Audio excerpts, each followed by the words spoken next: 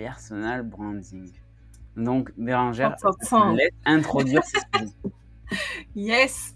Alors, personal branding, marque personnelle, c'est un terme qu'on voit beaucoup circuler sur LinkedIn. Alors, ouais, essentiellement sur LinkedIn, même si ça ne se réfère pas que à LinkedIn, puisqu'on peut très bien travailler sa marque personnelle sur d'autres canaux de communication, même que les réseaux sociaux. Simple, en gros, ça va être ce que tu as envie qu'on retienne de toi et ce que les gens vont effectivement retenir de toi en réel. Ça va mélanger un petit peu tes caractéristiques, ta personnalité, ton ADN à toi, ce que les gens vont en retenir et aussi comment tu vas t'exprimer finalement. Alors, je vais vous montrer des exemples parce que ça va vous parler tout de suite et ce sera beaucoup plus simple. Hop, je vais juste basculer sur la slide d'après. Voilà, toutes ces personnes-là, alors c'est une petite sélection, hein. Il y a Caroline Mignot, et notre cher Louis qui est là aussi, PB Poncelin, Nina Ramen, Valentine Soda, etc. C'est des noms, je pense, ou des têtes que vous voyez passer sur LinkedIn. Il y en a certains, vous allez les associer essentiellement peut-être à un emoji. Je pense par exemple à Nina Ramen, ramène ta fraise. On a tout de suite l'emoji fraise en tête. On va avoir Valentine Soda avec ses gants de boxe, mais ça n'est pas que ça. Ça n'est pas qu'un emoji, ça n'est pas qu'une couleur. C'est la force que vous allez avoir à faire passer un message, qu'on le retienne. Et qu'est-ce qu'on retient de vous? Par exemple, PB Poncelin, je ne sais pas s'il y en a qui le connaissent ou pas. Dites-nous dans le chat voilà, qui vous connaissez déjà dans cette liste où vous pouvez rajouter aussi des noms de personnes que vous suivez sur LinkedIn et qui pour vous ont un personal branding hyper fort. Ça peut être très chouette aussi. PB Poncelin, quand je pense à lui, je pense à copywriting parce que c'est son activité phare et je pense aussi à son franc-parler. Pour moi, c'est un peu le mec qui va oser dire des gros mots, oser avoir voilà, un ton des fois très clivant et c'est ce que je vais retenir de lui et en fait, c'est ce qu'il a aussi voulu passer, alors directement ou indirectement, mais voilà, c'est ce qu'on retient. Si je pense à Louis, typiquement, je vais penser à sa moustache parce que c'est un élément de son branding, alors choisi ou pas, j'en sais rien. Mais en tout cas, tu l'entretiens. Je vais penser aussi à tout ce qui est digital nomadisme parce que tu as beaucoup voyagé et tu as beaucoup communiqué là-dessus aussi. Et puis, je vais penser à entrepreneuriat. Parce que Louis, même si tu es en CDI, tu as aussi ton activité indépendante et tout ce que tu fais à côté et tout ce que tu as bien voulu nous partager. Donc voilà, c'est comment vous marquez les esprits. Mais par contre, c'est pas que du branding visuel. Sur LinkedIn, ça se joue beaucoup au visuel parce que voilà, on a la photo de profil, on a l'emoji, on a la bannière. Mais ça n'est pas que ça, tu vois. Alors, je vais y revenir, mais le personal branding, c'est aussi réfléchir à son identité, sa personnalité et aussi l'assumer. Je voulais juste vous rappeler pourquoi c'est impactant en fait de travailler sa marque personnelle. Donc, avec lui, on a beaucoup joué sur la partie visibilité. Dans les posts teasing du live parce que c'est vrai que quand on travaille sa marque personnelle, on se différencie des autres. Du coup, on montre vraiment qu'on est unique. Et ça joue aussi sur la visibilité et du coup sur la notoriété qu'on va pouvoir acquérir. Mais c'est aussi le fait d'inspirer confiance. Et ça, c'est un truc... alors, ça marche, que vous soyez freelance ou que vous soyez salarié. Si vous n'inspirez pas confiance, les gens n'achèteront pas ou n'adhéreront pas à votre discours ou ne vous recruteront pas. C'est pas possible, en fait. Donc, le fait de travailler sa marque personnelle, ça permet de gagner aussi en confiance, de se faire légitimer et ça agit aussi comme un filtre. C'est-à-dire qu'il y a des gens aujourd'hui qui, par exemple, ne vont pas adhérer au discours, j'en sais rien moi, de Louis ou à ce que je peux prôner sur LinkedIn ou à ce que va raconter, j'en sais rien moi, Valentine ou Laurine ou peu importe sur LinkedIn.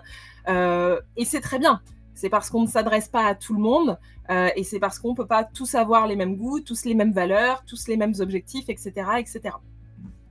Est-ce que ça paraît clair, dit comme ça? Totalement. C'est très très clair. Très bien. Mon côté, c'est très clair. Après, voilà. J'utilise le personal branding depuis longtemps. Il ne faut pas s'inquiéter sur le fait que ce soit un peu assez large. On ne comprend pas encore ce que c'est. On va rentrer dans le vif du sujet avec Bérangère. Donc, vous inquiétez pas. Au fur et à mesure, ça va s'éclaircir et vous allez repartir en fait clé en main avec une méthode et un plan d'action. Yes, trop bien. Juste parce que voilà, je l'ai beaucoup répété en disant que c'était pas juste un emoji ou une couleur ou voilà, Bien sûr, ça peut faire partie du branding et des éléments de différenciation. Mais en fait, le personal branding, c'est un travail que tu vas faire dans la durée, qui va évoluer et HDS, Benjamin, coucou, et qui nécessite en fait de réfléchir comme un individu. En fait, tu vas pas te cacher derrière le nom de ton entreprise ou le nom de ta marque, tu vas communiquer toi. Du coup, ça nécessite aussi de s'assumer, de se connaître, bien sûr, de s'assumer et de s'affirmer en fait pour porter soi-même ses propres messages. Donc, c'est une posture qui est pas forcément facile, qui est pas forcément naturelle. Je le dis en connaissance de cause parce que je suis hyper, alors ça se voit pas comme ça, mais je suis team introvertie et très réservée dans la vie. Donc, c'est compliqué des fois de prendre position sur un sujet et d'assumer aussi les choses.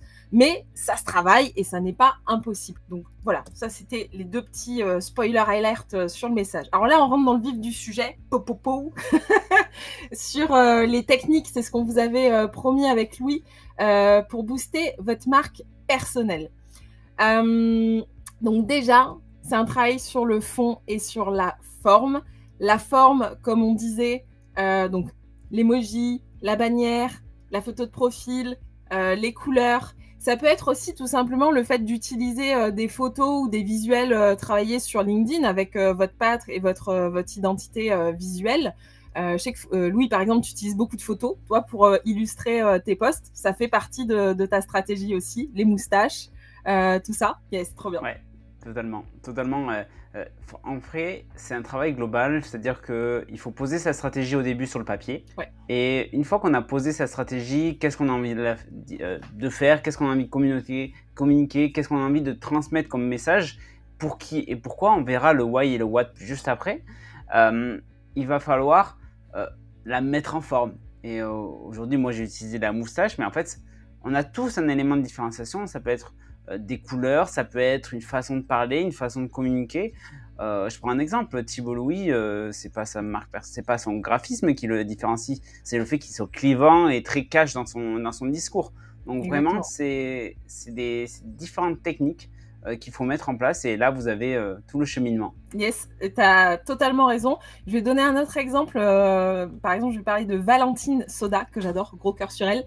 Valentine, elle, ça va être... alors bon, oui, elle a des super visuels, etc. Mais elle va aussi se différencier dans sa tonalité. Valentine, elle utilise énormément l'humour, que ce soit dans ses posts, dans ses vidéos, etc. Et en fait, typiquement, sur les posts écrits, je ne sais pas si vous avez déjà fait attention, mais en fait, quand vous allez lire, vous avez l'impression de l'entendre. Par exemple, elle ne va pas écrire petit, elle va dire petit. Voilà. Et c'est tout comme ça, la tonalité, l'intonation. En fait, on a l'impression que les contenus sont vraiment vivants. Et ça, c'est rendu possible parce que Valentine, elle assume à fond le côté, j'allais dire, humour, le côté aussi terroir, la vraie vie. Et ça, c'est très cool parce qu'on n'est pas sur une communication lisse, aseptisée. Ça lui correspond vraiment à elle. Hello, alors il y a Bérangère qui dit on a aussi un super cochon sur LinkedIn. Yes, il y a Audrey qui a utilisé l'emoji cochon, elle en met partout sur ses visuels, c'est toujours très rose, etc. Elle parle aussi de personal branding, elle est vraiment super. Et là aussi, elle a mis en avant des éléments très spécifiques qui font qu'elle est reconnaissable partout. Le deuxième conseil qu'on voulait vous donner, c'était de se donner un objectif clair. Et pour vous aider, la question que vous pouvez vous poser, c'est qu'est-ce que vous avez envie qu'on retienne de vous? S'il y avait un mot-clé, un truc, une image, quelque chose qu'on devait retenir. Tu vois, par exemple, oui, je te pose la question, mais si tu devais donner un truc quand tu penses à moi, à mon branding, qu'est-ce qui te vient en premier? Transparence. Trop bien. En fait, c'est pas forcément sur le design, mais en fait, tu vas donner tout et sans rien cacher. S'il y a besoin de partager des chiffres, tu vas partager des chiffres. Si tu as besoin de partager les techniques qui t'ont fait gagner du succès, tu vas le faire pour aider les autres. En vrai, pour moi, tu es le signe de la transparence. Il y a une autre personne qui ressemble beaucoup à ça. Pour moi, c'est Brice Troffardi aussi, qui est vraiment sur ce côté-là de l'entrepreneuriat où en fait on building public. C'est vraiment ça et en fait tu montres par où tu es passé, comment tu as réussi et comment les autres peuvent faire un peu la même chose en évitant les erreurs que tu as fait et en allant droit au but. Yes, Trop bien. Bah écoute, excellent. J'adore. Je prends la transparence. C'est parfait. Ça fait partie de mes valeurs clés. Donc, trop cool. La technique numéro 3, et ça, c'est vraiment pour moi, c'est un peu, tu sais, comme la case départ au Monopoly, tu es obligé d'y passer. C'est la case introspection. Vraiment, c'est hyper important de se connaître. C'est une des fondations essentielles, en fait, pour créer son personal branding. C'est ton point de départ, qui tu es. C'est quoi ta personnalité, c'est quoi tes points forts, c'est quoi tes axes d'amélioration, pour pas dire tes défauts. Qu'est-ce qui fait que tu es légitime sur ton sujet, c'est quoi ton histoire, ton parcours, tes valeurs. En fait, c'est quoi qui fait que tu es toi. Voilà.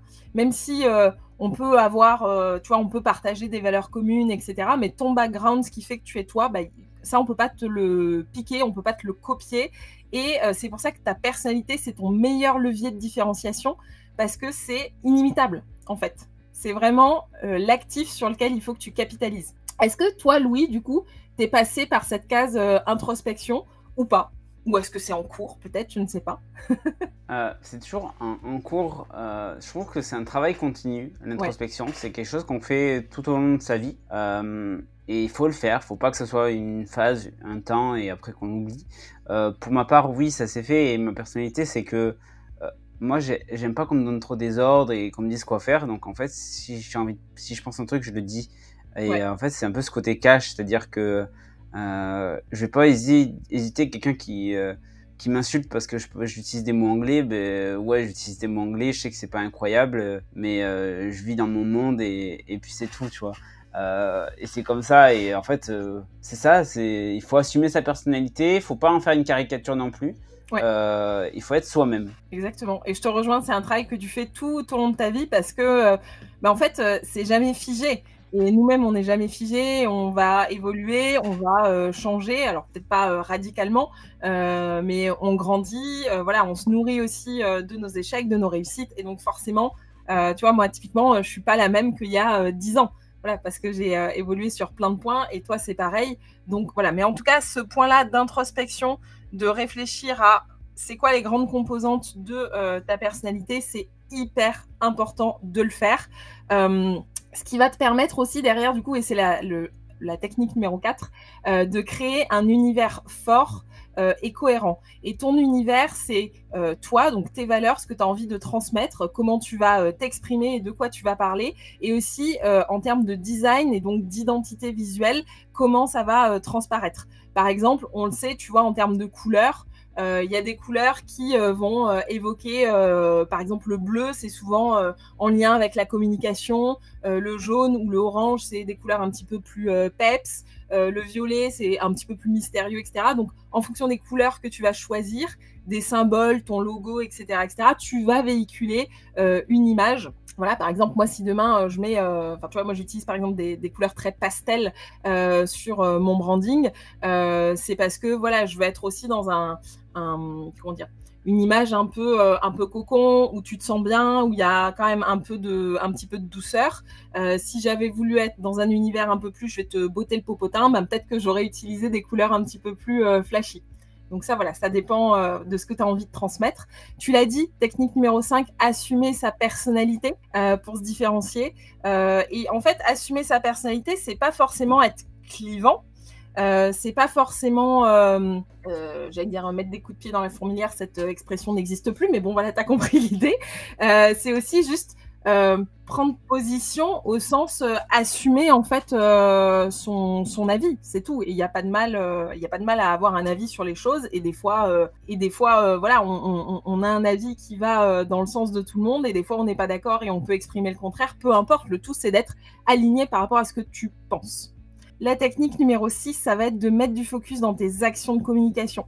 Moi, je sais pas toi, mais je vois plein de gens qui s'éparpillent partout. LinkedIn, Insta, newsletter, podcast, chaîne YouTube, etc. Et quand t'es freelance, quand t'es solo, partout, c'est pas possible. Enfin, je sais pas ce que t'en penses, je sais pas comment tu t'organises, Louis, mais c'est compliqué. Et je trouve que même avant de s'éparpiller, mettre le focus, c'est pour se lancer même, c'est pour arrêter de procrastiner. Et on va répondre à une question comme ça de Bérangère Beauchamp qui nous dit comment arrêter de procrastiner, bottage de fesses. En fait, c'est du focus, c'est-à-dire tu mets des créneaux dans ton agenda où tu n'as pas le droit de passer à autre chose tant que tu n'as pas fait ça. Et avant de l'éparpillation, c'est se mettre à l'action. Donc en fait, tu vas te mettre à l'action sur un canal que tu as identifié. Le personal branding, comme on l'a dit, ça peut être sur Instagram, ça peut être sur d'autres réseaux. LinkedIn ou Instagram, c'est là quand même où on retrouve le plus de personnes qui travaillent leur personal branding. On a un peu du Twitter également, mais bon, on perd de vitesse avec les dernières actions. Mais toi, par exemple, tu travailles sur les deux réseaux et ça fonctionne très bien. Donc déjà, mets du focus, choisis ta plateforme, ton axe de communication. On reviendra un peu plus tard pour qui et pourquoi tu communiques. Mais voilà Bérangère pour répondre à ta question et pour aller dans cet axe de technique 6. Yes, trop bien. Trop bien. Ouais, on reviendra après sur... parce que mettre le focus, c'est aussi... au-delà, tu vois, de faire le point sur ta personnalité, etc., où tu es très auto-centré, c'est aussi, en fait, te rappeler à un moment donné que quand tu fais du business, c'est pour apporter de la valeur, apporter des solutions à une cible bien spécifique. Et donc, tu disais tout à l'heure, choisir son réseau, LinkedIn, Insta, etc., c'est aussi choisir le réseau où tu as le plus de chances, j'allais dire, de toucher ta cible et de faire arriver le bon message chez les bonnes personnes. Donc, c'est pour ça que le fait d'être focus, ça te permet aussi de... encore une fois, de ne pas t'éparpiller, de mettre les efforts au bon endroit. Et donc ça, c'est hyper important, surtout quand on fait tout et quand on est freelance, en général, on fait tout. La technique numéro 7, c'est d'être régulier dans ses prises de parole pour ancrer ton message. C'est très bien de vouloir communiquer, mais c'est vrai que le fait de marteler un message et l'effet de répétition, c'est encore plus puissant parce qu'on le sait, typiquement sur LinkedIn, tout le monde tes posts. D'accord. La seule manière éventuellement, c'est d'inciter les gens à cliquer sur la cloche pour ne louper aucun contenu. Mais même comme ça, moi, il y a des gens pour qui je suis abonnée. J'ai une notification, quand les notifications marchent sur LinkedIn, qui me dit qu'un tel a publié. Mais des fois, j'y vais pas, en fait.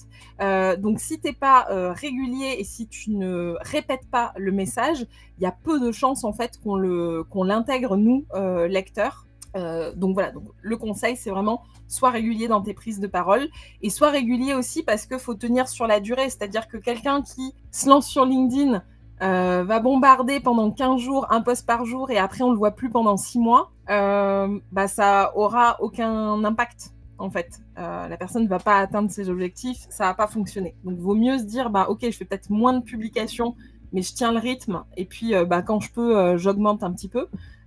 Plutôt que de s'essouffler ou de jouer à cache-cache. Ça sert à rien.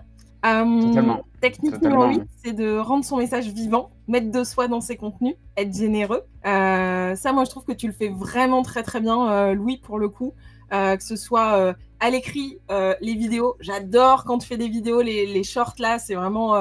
voilà, je trouve que ça humanise énormément. Enfin, comment dire, on est face à un personnage, entre guillemets, qui est toi, et t'es hyper généreux avec nous, et j'adore les gens qui font ça. Et d'ailleurs, la vidéo, c'est un super format aussi pour montrer vraiment sa personnalité. Alors, tout le monde n'est pas à l'aise avec ça, mais c'est vraiment un format qui cartonne. Tu vas continuer à en faire, du coup, Louis, sur LinkedIn?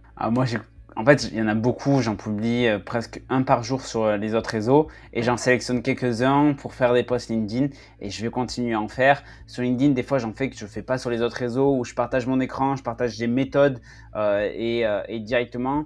Et j'aimerais bien aussi apprendre aux gens à le faire, créer du contenu très rapidement, du contenu snack qu'on consomme très rapidement et qui apporte de la valeur parce que c'est compliqué au début quand on ne sait pas de le faire. Donc vraiment, j'aimerais le faire. Je vais continuer à le faire, mais laissez-moi un peu de temps et j'en publierai de plus en plus sur LinkedIn. Il y a Ruben Tayeb et Louis Pile aussi, c'est des monstres en vidéo.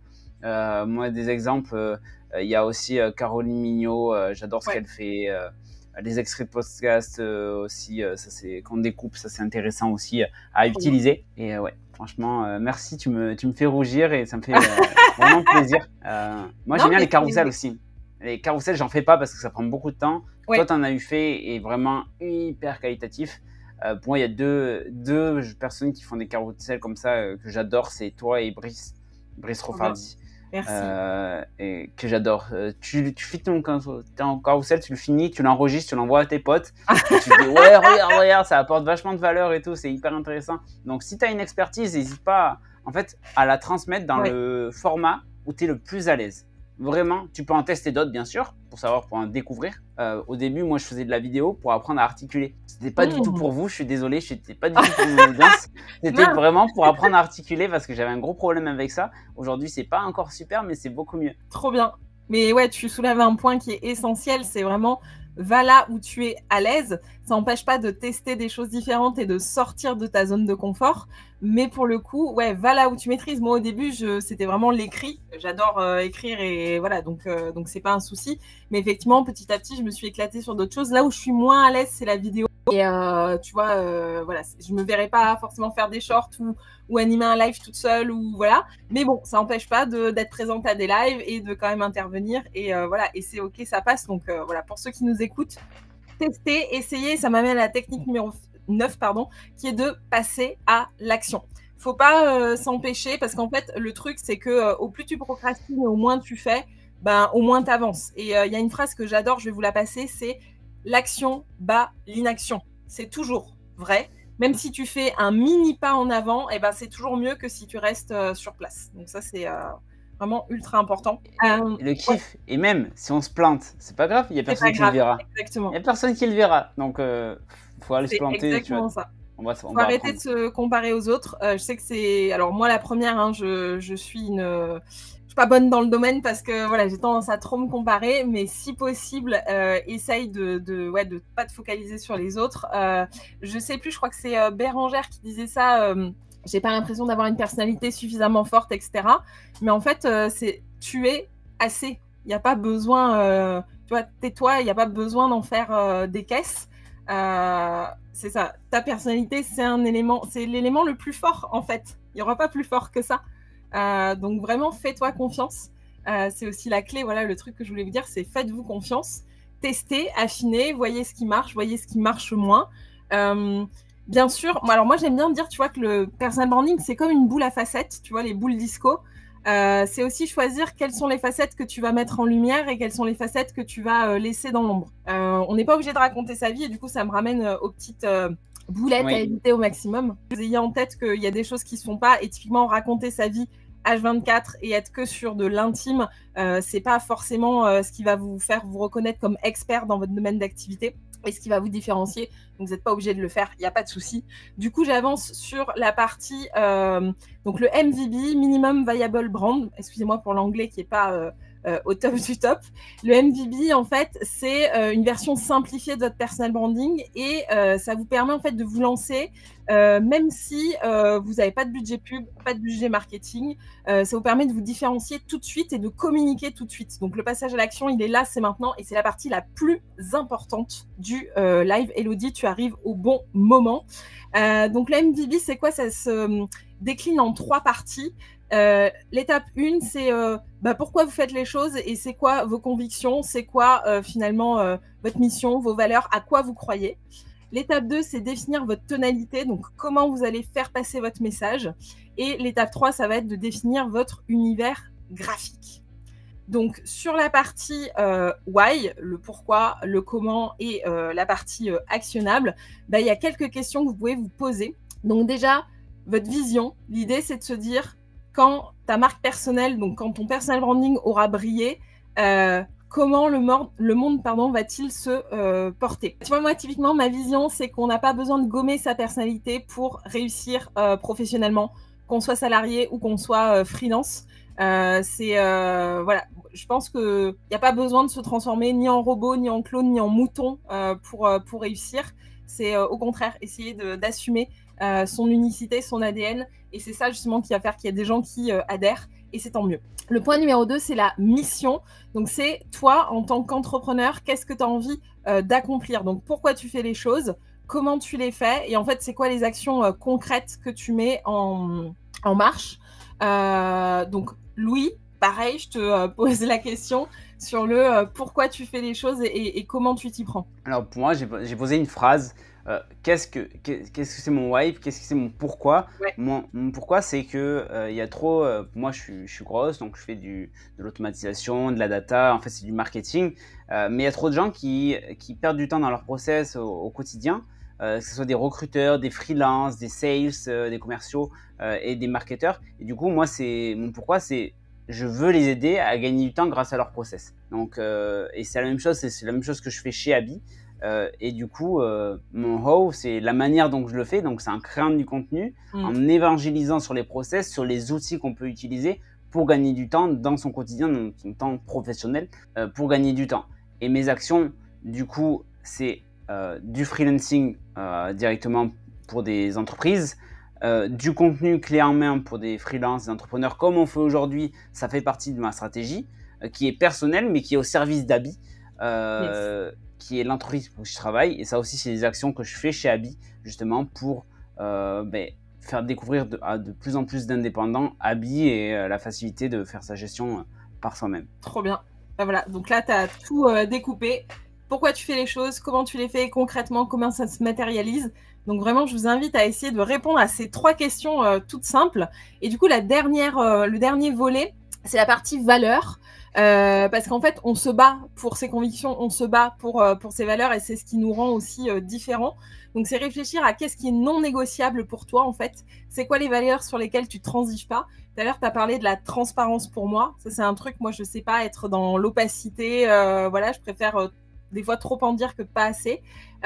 Si toi, tu devais nous donner une de tes valeurs, Louis, sur laquelle tu transiges pas ou c'est pas possible, en fait, de faire sans. Zéro bullshit, ça ressemble à la transparence, c'est-à-dire que je vais pas faire du blabla pour faire du blabla. J'ai pas réussi à faire quelque chose, je vais le dire. Je vais dire, ok, ça n'a pas marché, donc le fais pas. Le fais surtout pas. Et des marques qui vont vouloir collaborer avec moi alors que je sais qu'elles arnaquent un peu leurs clients ou des choses comme ça. Non, non. Moi, je suis transparent. C'est comme quand je fais des interventions dans des écoles. Je vais pas faire des slides théoriques avec des gants et des slides énormes et des trucs qui servent à rien. Vas-y, je te partage mon écran, je vais te montrer comment on fait une campagne de cold email, comment on fait de la prospection qui fonctionne et je te montre les vrais chiffres. Et comme ça, tu pars avec un outil, une méthode et tu sais le faire. J'aime pas vraiment. Voilà.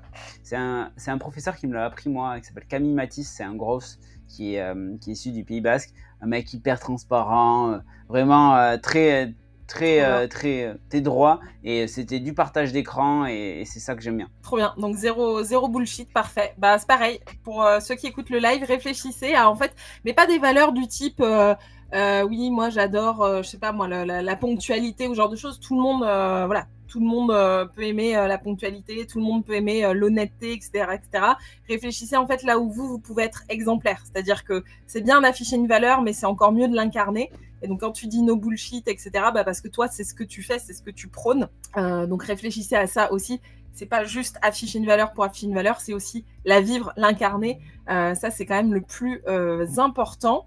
Du coup, je bascule sur le deuxième élément de la MVB qui est la tonalité, donc comment vous allez vous exprimer. Et là, en fait, l'idée, c'est juste d'essayer de vous positionner sur... alors, c'est un petit slider voilà, de tonalité. Est-ce que j'ai un ton plutôt friendly ou est-ce que je suis autoritaire? Est-ce que je suis dans l'humour ou est-ce que je suis plutôt dans le sérieux? Et après, en fonction des contenus que vous allez produire, partager avec nous, bah, des fois, faut être sérieux, des fois, faut être drôle, des fois, on sera dans l'émotion, des fois, on sera dans quelque chose de plus factuel, donc ça va aussi évoluer. Mais grosso modo, dire comment vous allez vous exprimer la plupart du temps. Voilà. Moi, la plupart du temps, je vais être plutôt simple, plutôt friendly et assez dans l'émotion. Mais des fois, je suis très, très factuelle et je détaille énormément ce que je vais raconter. Donc voilà, donc essayez de vous positionner sur ce slider de tonalité. Et puis, je bascule sur la troisième étape du coup, comme ça, j'avance, c'est la partie univers visuel, votre design de marque. Donc ça, c'est ce qui vous rend reconnaissable au premier coup d'œil. Ouais, j'ai Émilie qui dit « Je reconnais ce slide ». Eh oui donc, c'est ce qui vous permet d'être remarquable et être remarqué. Et ça passe par différents éléments. Donc, on l'a dit tout à l'heure, ça peut être un logo, ça peut être votre typographie, ça peut être les couleurs, ça peut être les photos que vous employez, ça peut être votre emoji. Bref, donc là, si on regarde un petit peu, on va reconnaître par exemple la Marie-Antoinette de Manon, voilà, la queen des carousels parce qu'elle l'utilise énormément. La meuf en rouge, pardon, on a Laurine Bemer. En bas à droite, on a les vidéos de Caroline, Caro Gorille, voilà, qui fait un carton sur LinkedIn. On a aussi les carousels de Antoine Périgne. Voilà, donc il y a plein de façons de se rendre unique et pas juste avec un emoji. Donc, c'était aussi important de pouvoir vous le préciser. Et puis, je terminerai là-dessus parce que c'est quand même ma phrase préférée. À force de vouloir rentrer dans le moule, on finit par ressembler à une tarte. Donc, si tu n'as pas envie d'être une tarte et que tu préfères être un cookie, être ce que tu veux, un petit bonbon ou autre, ben vas-y, assume à fond parce qu'il en faut pour tous les goûts et toutes les couleurs. Voilà, Louis. Waouh! Là, franchement, niveau valeur, on est servi. Merci beaucoup, Bérangère, pour tout ce savoir. Donc là, ce que vous allez pouvoir faire, vous allez pouvoir passer à l'action. Nous, c'est ce qu'on attend de vous, c'est-à-dire que là, vous avez pris beaucoup de théorie, ok, comment on l'a fait. Voilà, j'ai donné quand même des exemples sur la théorie et sur toute la super méthode que développe Bérangère. Donc, le but, c'est de passer à l'action. Sans passage à l'action, en fait, là, vous avez perdu 1 heure, que ça ne sert à rien. Ouais. Donc, vraiment, faites-le. Et je comprends que certaines personnes, voilà, c'est quelque chose de nouveau pour vous, vous n'êtes pas forcément à l'aise. Et notamment, si vous avez besoin d'être accompagné, déjà, il y a le contenu que fait Bérangère au quotidien sur LinkedIn. Et il y a ses services aussi. Donc, je pense qu'on peut t'envoyer un message privé si on a besoin de se faire accompagner sur la marque personnelle, c'est ça ? Clairement, ouais, que ce soit marque personnelle ou sur LinkedIn, vous pouvez venir me voir directement sur LinkedIn, il n'y a pas de souci. Comme disait Louis, je partage énormément de contenu gratuit qui sert de très très bonne base pour passer à l'action. Mais après, on le sait, le contenu gratuit, on a tendance à l'enregistrer, on le laisse dans un coin et on se dit, bon, bah, je verrai plus tard. Bon, voilà, dans l'accompagnement, c'est un peu différent parce qu'il y a une notion de partenaire d'engagement, il y a une notion de, bon, bah, voilà, j'ai payé un service, donc il faut que ça donne un résultat. Et puis, on se motive. Et puis, moi, je vous mets un gentil coup de pied au popotin. Gentil, promis. Donc voilà, mais ouais, avec plaisir pour vous retrouver sur LinkedIn. Et j'espère apporter des réponses, apporter de la valeur et que, voilà, et que vous allez vraiment vous y mettre, quoi. Et la semaine prochaine également, on a un live. Je vous mets dans le chat. On va parler nutrition, sommeil et sport pour booster sa productivité, mais sans que ce soit une contrainte. Vraiment, c'est de créer une hygiène de vie hyper simple pour savoir déconnecter du travail, être plus productif quand on travaille et de vivre mieux et plus longtemps. Donc ça, j'ai Meryl et Flavio, 2 experts en nutrition qui seront là pour parler et je vais vous partager directement le lien si vous voulez vous inscrire. Hyper qualitatif également, je suis trop content d'avoir des invités autant qualitatifs comme toi. Ah, franchement, ça va être pépite. Mais moi, je serai là parce que sommeil, alimentation, sport, je suis en plein dedans actuellement. Donc, je pense que les conseils vont être pépites. Et moi, je voulais juste redire merci, franchement, à la team Abby et à toi, Louis, parce que les contenus qui sont produits sont vraiment géniaux. Et puis, c'est vraiment trop cool de pouvoir partager aussi des choses sur LinkedIn et autres. Donc, merci beaucoup pour l'invitation. C'était trop cool. Merci beaucoup et on fait ça. Je pense que ça serait cool peut-être faire un suivi sur la marque personnelle. Elle est peut-être un peu plus loin, peut-être dans 6 mois, quelque chose comme ça. Comme ça, les gens qui sont là, on pourrait faire un live de nouveau dans 6 mois pour aller un peu plus loin. Comment améliorer, comment peaufiner, comment relancer sa marque personnelle quand on l'a abandonnée. Des sujets comme ça. Donc n'hésitez pas à nous suivre sur Abby, de suivre Bérangère parce que moi je me vois pas faire ça avec une autre personne que toi. C'est trop gentil. Mais ouais, non, franchement, je pense que pour les gens qui ont laissé leur marque personnelle un peu à l'abandon, ou des fois des gens qui ont envie de la faire évoluer et qui se disent mais si je change tout, je sais pas trop par où commencer, etc. Donc ça peut être aussi des sujets ultra intéressants. Ouais, très très cool. Top, allez, mais je te laisse, à très vite. Je vous laisse le QR code une dernière fois, là. Comme ça, vous pouvez tenter de gagner un an d'Abby Pro. Là, on a 50 personnes qui sont inscrites, plus ceux qui sont déjà inscrits à Abby, qui sont participants à ce webinaire, qui vont pouvoir tenter de gagner un an d'Abby Pro. Donc, c'est super cool. Moi, j'ai dit, j'ai envie de faire des webinaires, ça vous va et je peux faire gagner un an d'Abby Pro. Ils m'ont dit, ouais, t'inquiète, tu peux. Ah, ils sont cool chez Abby quand même. Franchement, et franchement, moi j'ai la version pro parce que du coup je suis abonnée. Je ne l'ai pas gagnée, je l'ai prise. Mais et franchement, c'est pépite. Et comme tu disais, ne serait-ce que l'abonnement gratuit, en fait, ça vous engage à rien. Juste vous testez, vous voyez, est-ce que l'interface vous plaît, est-ce que c'est suffisant ou pas. Enfin voilà, vous avez rien à perdre à essayer. Donc vraiment, allez-y, go. Ouais, grave. Et en plus, la version gratuite, on peut déjà faire des factures, des devis. On peut faire déjà l'essentiel pour fonctionner son activité. Donc, on se lance. Au début, on prend ça suffit. Et après, quand on veut gérer un peu plus son activité, mettre des relances automatiques et des choses comme ça c'est plus simple. Donc voilà, merci beaucoup Bérangère. On se dit à très vite. Merci à toi Louis. Salut. Salut, merci.